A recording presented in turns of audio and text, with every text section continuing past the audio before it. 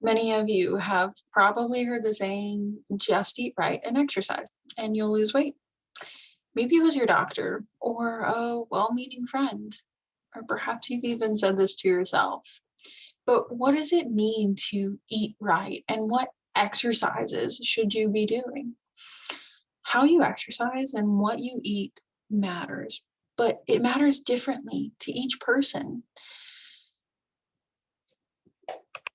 I want to explain to you the three primary body types and what it means to eat right and exercise for each. Let's start by defining a few key terms. A macronutrient is one of the three basic types of food: your carbohydrates, proteins, and fats.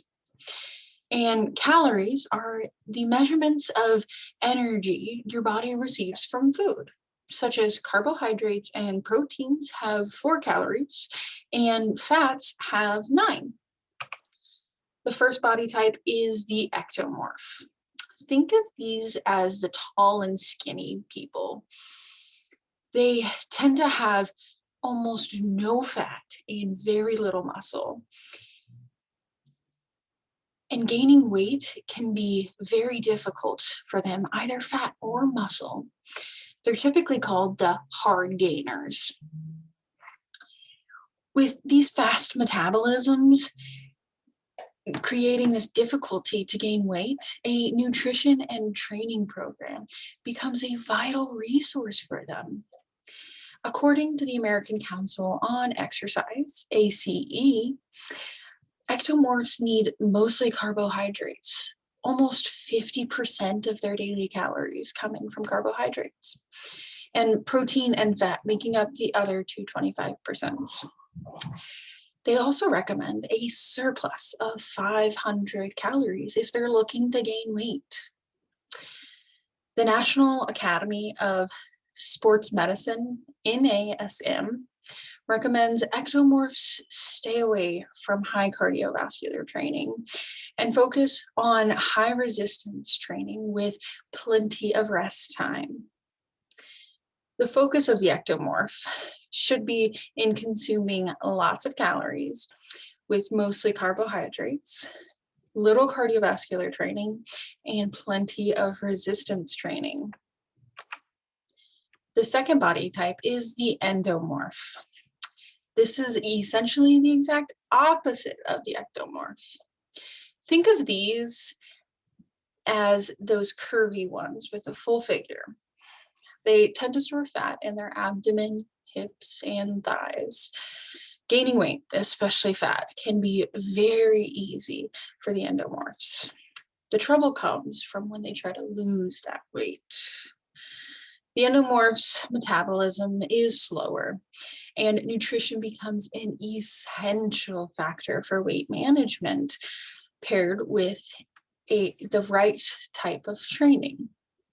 The ACE recommends their diet consist of an equal distribution of macronutrients, usually a 30-35-35 split coming from carbohydrates, proteins, and fats. Endomorphs usually need to be in a calorie deficit, especially when they're trying to lose weight. Training for the endomorph should consist of plenty of cardiovascular training, such as running, biking, and high-intensity interval training, as NASM recommends. Endomorphs need to focus on eating balanced macronutrients in a slight calorie deficit and lots of cardiovascular training. The final body type is the mesomorph, the in-between body. Mesomorphs are the people that look naturally fit. This body type looks like they don't really need to try anything to get to the goals that they want. They gain muscle easily, they lose fat easily, they really get the best of both worlds. For the mesomorph, the nutrition and fitness are a bit more flexible. The nutrition should be higher in carbohydrates and should be looked at as 1/3 protein, 1/3 starchy carbs, and 1/3 vegetables and fruit. And adding in some nuts and seeds will round off the diet, as ACE discusses. The training for the mesomorph should be a targeted approach. Because they are already fit, they should train specifically for an advanced level of fitness tailored to their goals.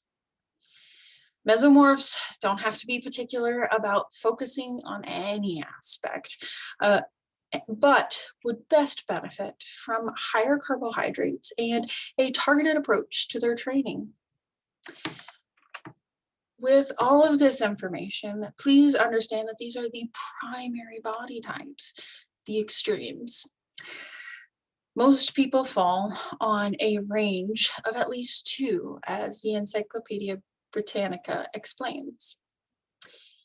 Eating right and exercising is the best way to meet your fitness goals, but how you approach it matters. Each of the 3 body types have different nutrition and exercise goals and must be tailored to your needs. Now that you have a more precise definition of what it really means to eat right and exercise, hopefully you found the missing puzzle piece to reaching your goals.